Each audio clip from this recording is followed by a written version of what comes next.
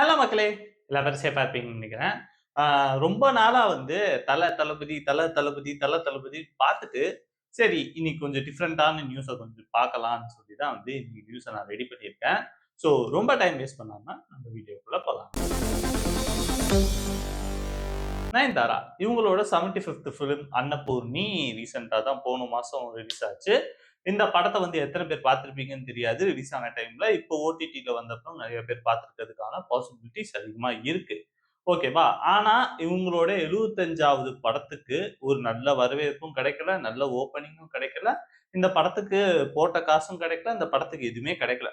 ஓகேவா? அதுதான் வந்து ஒரு உண்மையான விஷயம். ஆனா கேட்டா என்ன சொல்லுவாங்க, மிஜாங் புயல்னால ஒரு சில ஏரியாஸ் எல்லாம் அடி வாங்கிச்சுன்னு சொல்லி உருட்டுவாங்க. பச்சையா சொல்லப்போனா உருட்டுவாங்க. மிஜாங் புயல்ல ஒரு 4 டிஸ்ட்ரிக்ட் ஓகேவா? மத்த டிஸ்ட்ரிக்ட்ல நல்லா பெர்ஃபார்ம் பண்ணியிருக்க வேண்டியது தானே, பெர்ஃபார்ம் பண்ணல. ஓகேவா? ஸோ இதெல்லாம் கேட்டா பதில் வராது.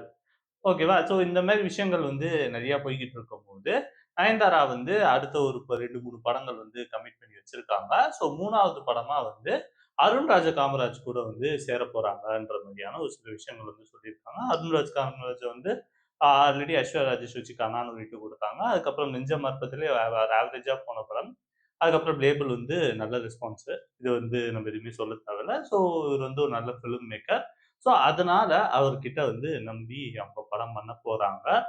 ஓகேவா? ஸோ இவ்ளோ விஷயங்கள் வந்து தாராளமா போய்க்கிட்டு இருக்குது.